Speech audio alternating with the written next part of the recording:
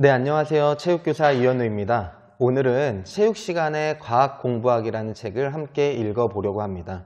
이 책은 전영석, 홍준희 씨가 지었고요. 웅진 주니어라는 출판사에서 출판되었습니다.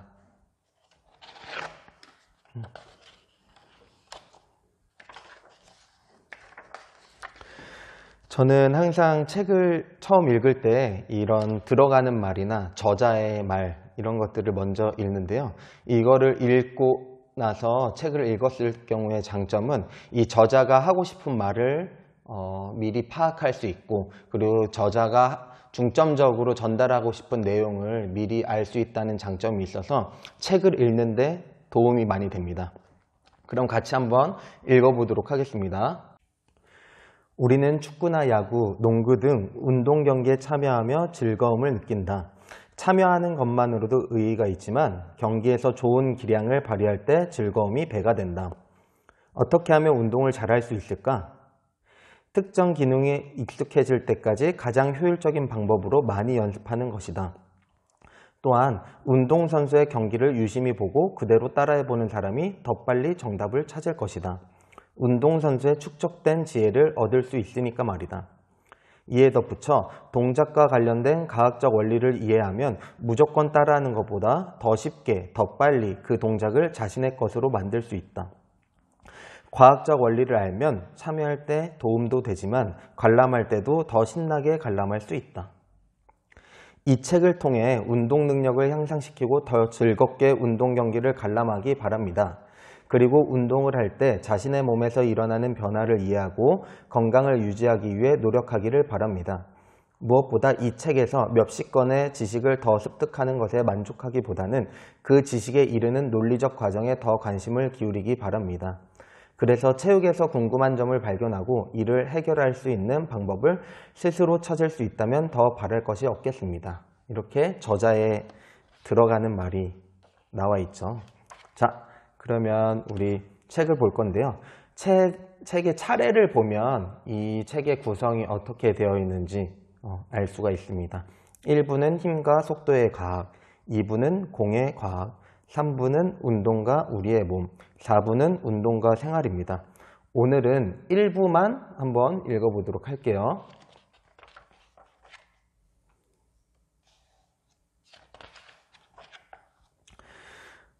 첫 번째, 100m 선수와 200m 선수는 누가 더 빠를까? 육상은 가장 빠른 사람을 가려내기 위해 같은 거리를 달리는 경주를 한다. 그럼 같은 거리를 달리지 않고도 빠르기를 비교하는 방법은 없을까?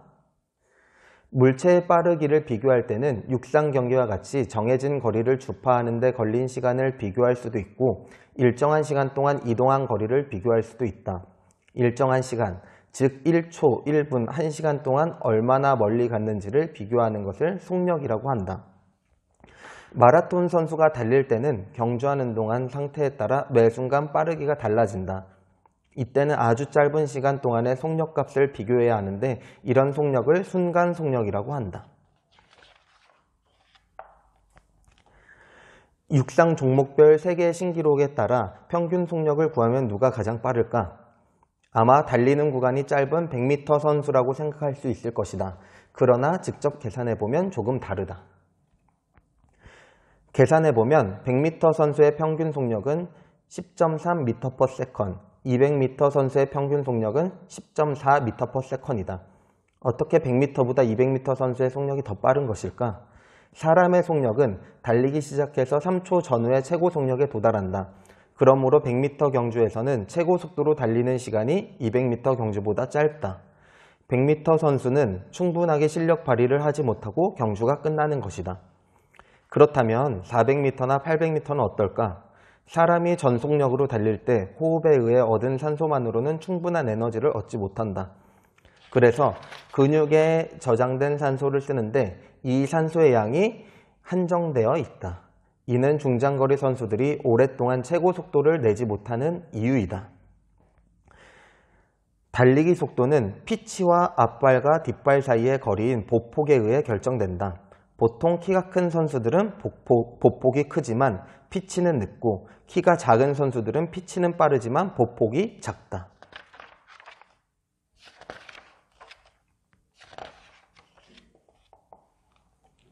자, 우리 두 번째 수영선수 돌고래 그리고 작용-반작용 법칙입니다. 작용-반작용의 법칙이란 무언가를 밀어낼 때마다 반대 방향으로 같은 크기의 힘을 받는 것, 이것이 뉴턴이 발견한 작용-반작용의 법칙이다. 사람이 걸을 때 발이 지면을 미는 힘을 작용력이라고 하면 반대로 지면이 발에게 주는 힘을 반작용력이라고 한다. 수영선수가 벽을 밀 때 앞으로 쭉 나가는 힘을 크게 받기 위해서는 어떻게 해야 할까? 작용, 반작용은 힘의 크기가 같으므로 다리로 벽을 힘껏 밀수록 벽이 미는 힘도 세져서 추진력을 더 많이 받을 수 있다. 우리 이거는 다 읽어볼게요. 속력이 가장 빠른 영법. 지금까지 개발된 영법 중 속력이 가장 빠른 영법은 자유형 영법 중 하나인 크롤 영법이다. 크롤 영법을 완성한 사람은 1878년 오스트레일리아로 이주한 영국 수영선수 리처드 캐빌이다. 그는 오스트레일리아에서 수영에 뛰어난 원주민 출신의 젊은이로부터 크롤 영법을 배웠다. 크롤 영법이 속력이 가장 빠른 이유는 항력을 최소로 했기 때문이다.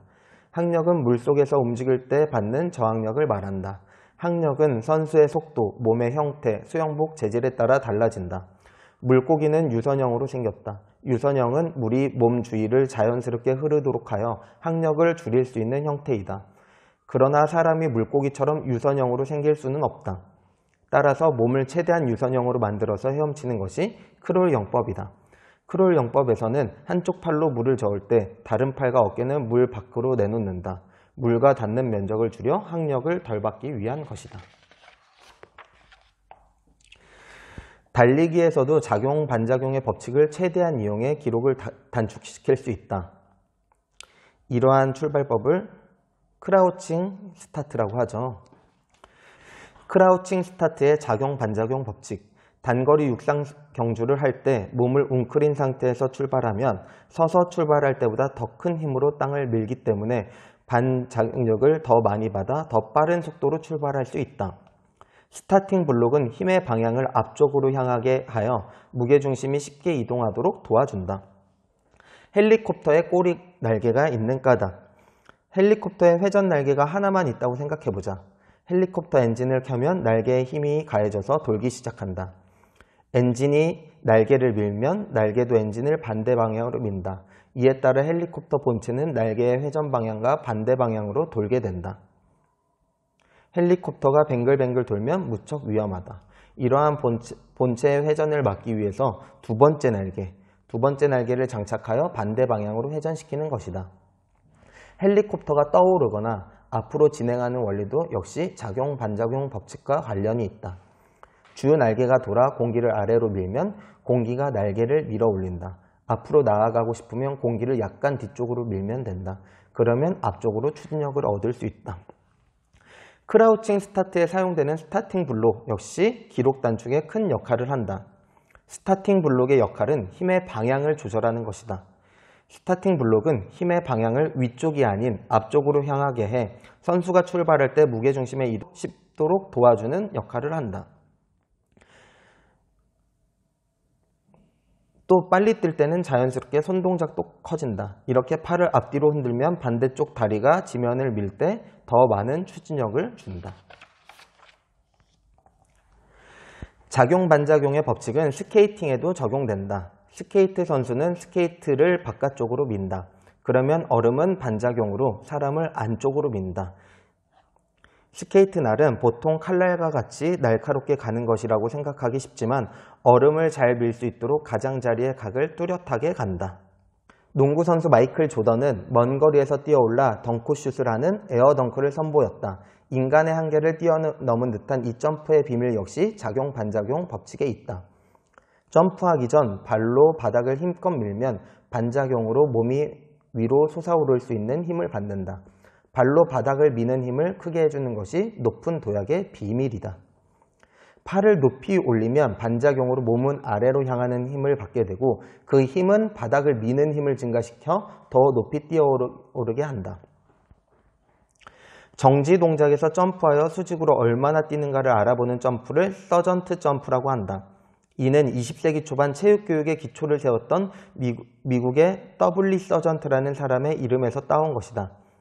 대학생을 가르치던 그는 수직 점프의 높이가 평균 51cm 정도 된다는 것을 알았다. 서전트 점프의 최고 기록은 미국 프로농구 선수 중 데릴 그리피스의 기록인 121.9cm이다. 마이클 조던은 109.2cm를 뛰었다고 한다.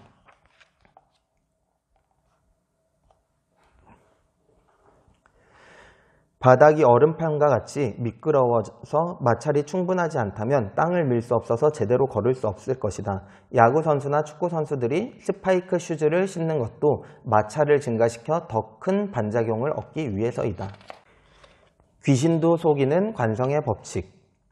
승부차기에 숨은 관성의 법칙. 승부차기에서 공을 차는 지점과 골대와의 거리는 10.97m이다. 키커가 찬 공이 골라인에 들어오는 순간까지 걸리는 시간은 대략 0.4초이고 골키퍼가 몸을 날리는 것은 이보다 느린 0.6초이다. 결국 이론적으로는 골키퍼가 서 있는 자리로 공이 들어오지 않는 한 골키퍼는 절대로 공을 막을 수 없다. 0.6초 정도의 시간이 필요한 이유는 바로 관성 때문이다. 관성은 정지하고 있는 물체는 계속 정지해 있으려고 하고 움직이는 물체는 계속 움직이려고 하는 것을 말한다. 골키퍼가 멈춰 있다가 공이 오는 방향으로 움직이려면 시간이 필요하다. 이는 현재 운동 상태인 정지 상태를 유지하려는 관성 때문에 걸리는 시간이다. 따라서 골키퍼는 키커가 공을 차기 전에 키커의 동작과 심리 상태 등을 파악해 미리 움직여야 한다.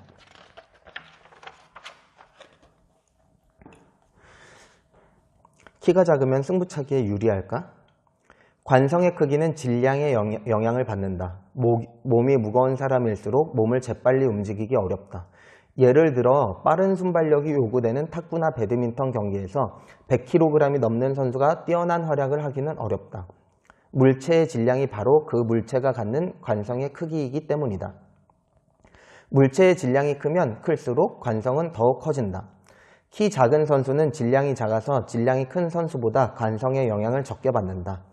따라서 민첩하게 움직일 수 있다. 정지 상태에서 움직이거나 움직이는 상태에서 정지하기가 유리한 것이다. 그렇다면 골키퍼도 키가 작은 것이 유리할까? 그렇지 않다. 키가 작으면 관성이 줄어 민첩성이 커지지만 그만큼 방어할 수 있는 공간이 줄어든다. 상대방을 움직이지 못하게 하는 페인팅. 경기에서 상대 선수의 판단을 흐리기 위한 속임수 동작을 페인팅이라고 한다. 그중 방향전환 페인팅은 공을 차는 흉내를 내며 반대발로 공을 차내어 상대방의 움직임과는 반대 방향으로 급격하게 방향을 전환하는 것이다. 페인팅도 관성으로 설명할 수 있다.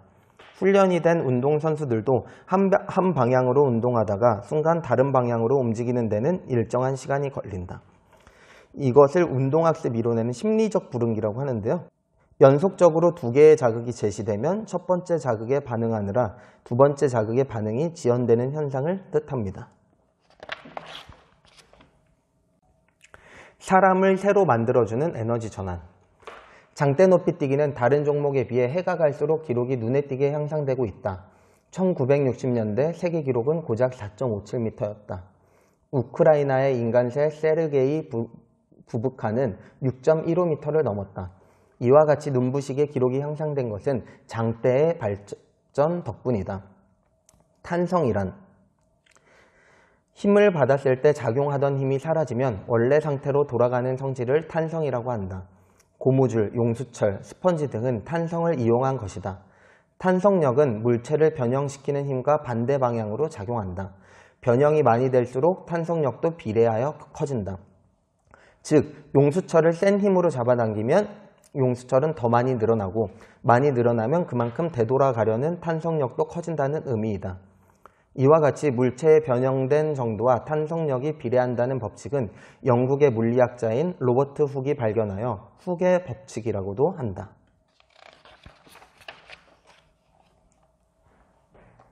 모양이 잘 변하는 물체가 당연히 더 큰 탄성력을 얻는다. 장대 높이 뛰기의 전 과정은 에너지 전환으로 설명할 수 있다. 그래서 우리 에너지 이 전환에 잘 나타내는 것이 이 롤러코스터죠. 롤러코스터는 위치 에너지와 운동 에너지의 변환으로 움직인다. 롤러코스터가 최고점에 있을 때 위치 에너지는 최대이며 최저점에 있을 때는 운동 에너지가 최고이다. 위치 에너지와 운동 에너지의 합은 항상 일정하다. 장대 높이뛰기의 역학. 선수가 달려오면서 얻은 운동 에너지는 탄성 에너지로, 탄성 에너지는 위치 에너지로 전환된다.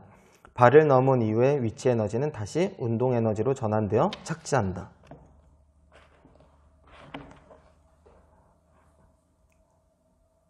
높이뛰기와 무게중심. 1968년 올림픽 높이뛰기의 금메달은 새로운 점프 방식을 선보인 딕 포스베리 선수에게 돌아갔다. 딕 포스베리는 도약을 하면서 몸을 비틀어 배를 하늘로, 등을 땅으로 한 채 발을 넘었다. 그의 이름을 따 이 점프를 포스베리 점프라고 부르며 우리나라에선 배면뛰기라고 한다. 이 점프의 비밀은 무게중심에 있다. 무게중심은 어느 한쪽으로도 무게가 더 많이 나가거나 적게 나가지 않는 점을 말한다. 차렷 자세로 서면 대부분 배꼽 아래 2.5cm 되는 곳에 무게중심이 있다. 그러나 무게중심은 몸의 자세에 따라 변한다. 자세에 따라 체중이 분산되는 방식이 바뀌고 무게중심 역시 변하는 것이다. 무게중심은 몸 안에 있을 수도 있고 몸 밖에 있을 수도 있다. 도넛을 생각해보면 쉽게 이해할 수 있다. 도넛의 무게중심은 가운데 있는 빈 공간에 있다. 배면뛰기 자세를 하면 공중에서 몸을 뒤로 젖혀 U자형으로 만드는데 이 빈 공간에 무게중심이 있다. 무게중심이 다른 자세로 뛰어넘을 때보다 훨씬 낮아지는 것이다. 점프는 무게중심을 위로 올리는 동작이다. 무게중심을 올리기 위해서는 에너지가 필요한데 무게중심이 높을수록 점프하는데 더 많은 에너지가 필요하다. 사진에서 보듯이 배면뛰기 자세는 무게중심이 바보다 낮다. 즉 똑같은 높이의 발을 넘을 때 배면뛰기로 하면 다른 자세로 넘을 때보다 무게중심이 낮아 힘을 덜 들이고 넘을 수 있다. 높이뛰기 기록은 서양인이 동양인보다 좋다. 그 이유는 체형에 있다. 다리가 긴 서양인들은 무게중심이 동양인보다 위쪽에 있다. 따라서 무게중심을 위로 올리는데 선천적으로 유리한 것이다.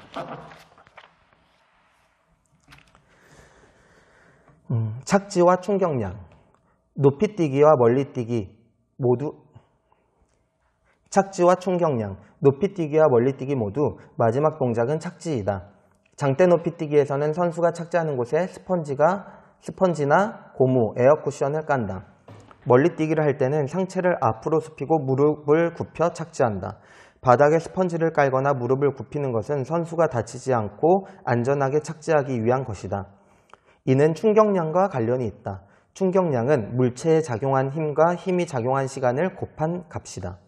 충격량은 물체의 운동을 변화시킬 수 있는 양이므로 운동량의 변화량으로 나타낼 수 있다. 충격량은 힘 곱하기 시간이고 이거는 운동의 변화량, 운동량의 변화량으로 나타낼 수 있습니다. 따라서 착지를 할 때 무릎을 굽히면 운동이 변할 때의 시간이 길어져 작용하는 힘이 줄어든다. 스펀지가 있을 때도 마찬가지다. 스펀지는 물렁물렁하므로 바닥에 충돌하는 시간을 늘려서 신체가 받는 힘을 줄이는 것이다. 우리 몸은 지렛대다. 지렛대의 원리. 지렛은 막대를 어떤 점에서 받쳐서 그 받침점을 중심으로 회전할 수 있게 한 도구이다.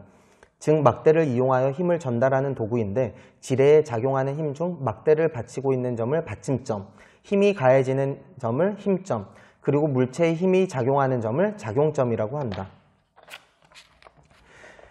지렛은 양 끝에 작용하는 힘의 크기와 받침점까지의 거리의 곱이 항상 같다. 즉 힘점에서 받침점까지의 거리가 멀면 멀수록 작은 힘으로 큰 힘을 낼 수가 있는 것이다.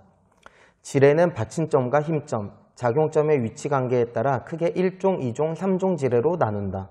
아래 그림과 같이 1종과 2종 지렛은 가한 힘보다 더 큰 힘을 내고 3종 지렛은 가한 힘보다 내는 힘이 적다.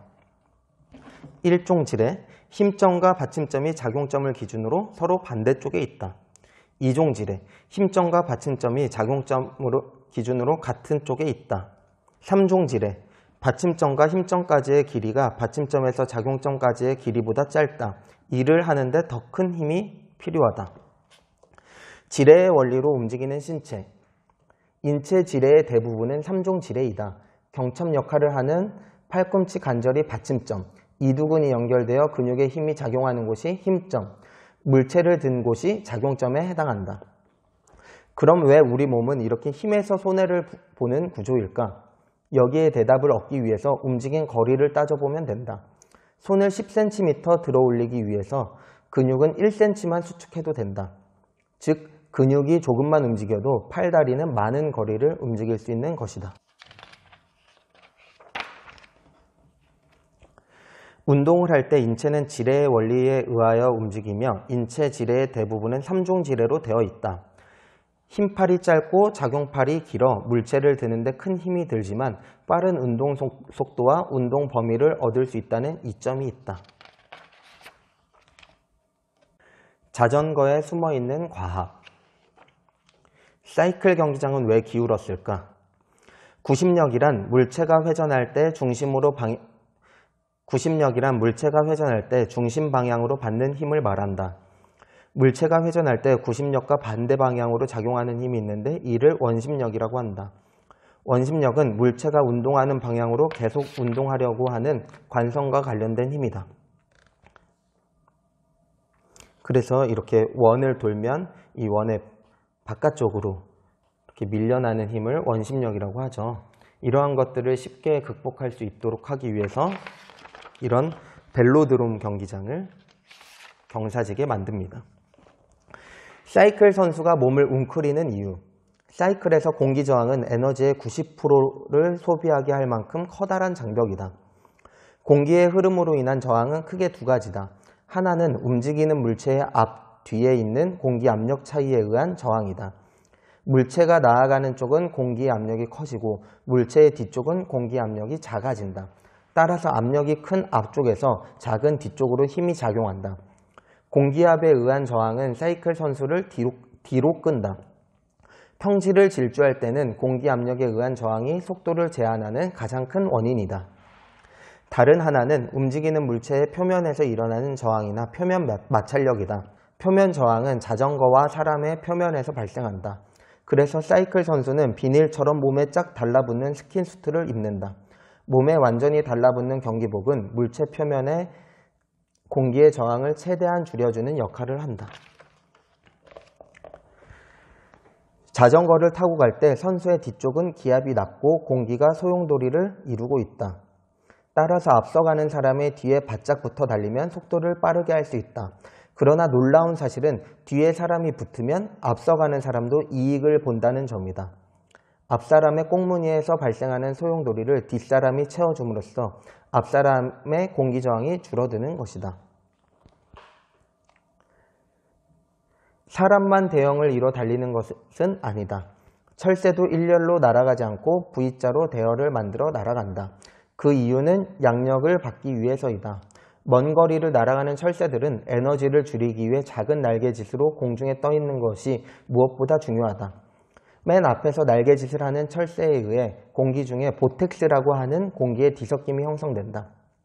이 보텍스는 철새 날개 바깥쪽 부근에서 공기의 흐름을 위로 올라가게 한다.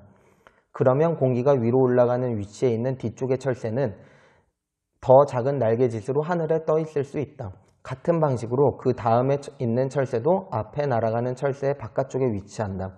그래서 전체적으로 V자를 그리게 된다. 이렇게 편대 비행을 하면 혼자 나는 새에 비해 11%에서 14% 정도의 에너지를 덜 쓰게 된다.